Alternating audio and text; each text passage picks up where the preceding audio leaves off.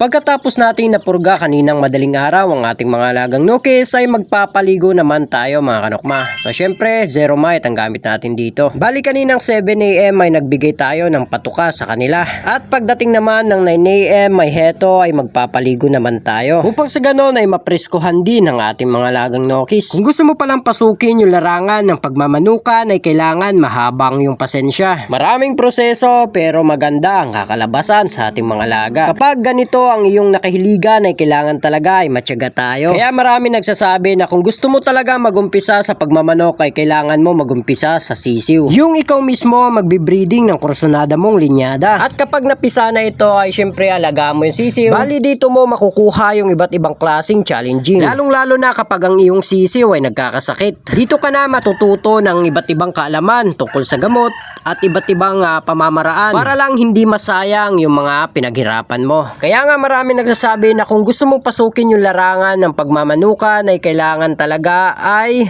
magsimula ka sa maayos na linyada o maayos na materyales dahil sayang yung panahon. Yun nga lang, aminado naman tayo na wala pa tayong ganung kapital kaya hindi pa tayo makabili ng magagandang linyada. Para sa akin okay lang naman na mag-umpisa sa kung ano lang ang meron ka. Kasi pagdating ng araw na meron ka ng magagandang materyales ay mas maalagaan mo at alam mo na ang iyong gagawin. Kumbaga dito ka muna kukuha ng iyong experience. So pang sa ganon magkaroon ka man ng magagandang materyales ay madali na lang ang iyong pag-aalaga. So yun lang mga kanokmat, maraming salamat po.